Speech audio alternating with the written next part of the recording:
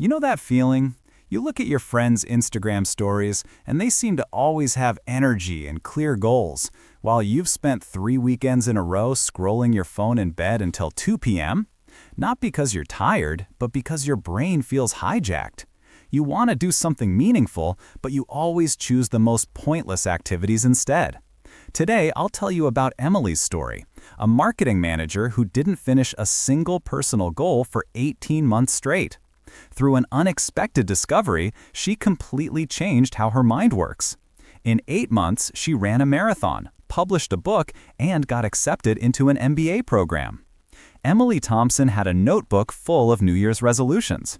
Learn Spanish, start running, write more, study investing. Every January she felt ambitious. Every March she gave up on everything. Her Netflix watch time? 4 hours a day.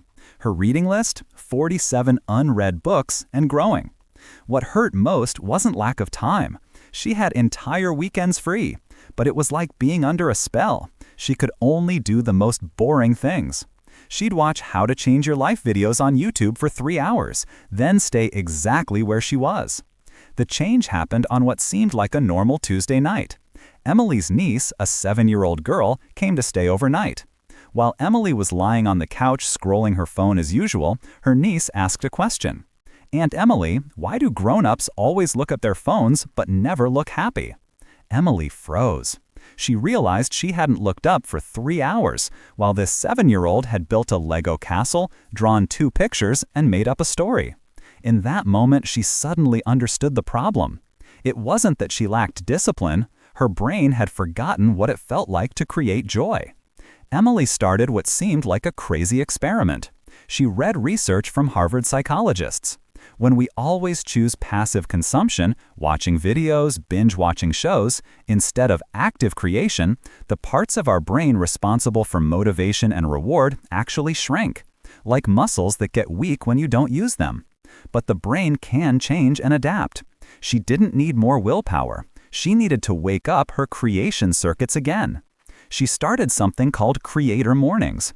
The rule was simple. For the first hour after waking up, she could only do creative things. Not consuming other people's content, but creating her own. Writing in a journal, drawing, coding, cooking. Anything that required her to produce rather than absorb. The first few days were torture. Her brain screamed for her phone, for her emails. But on day 7, something magical happened. She started looking forward to mornings. Not because she suddenly became disciplined, but because creating felt better than scrolling. The second breakthrough was the finishing addiction method. Emily discovered her problem wasn't starting too few things, it was finishing too few. Her brain had learned to quit halfway. So she started setting ridiculously small goals on purpose. Not run 5 kilometers, but run to the corner. Not write a chapter, but write 100 words.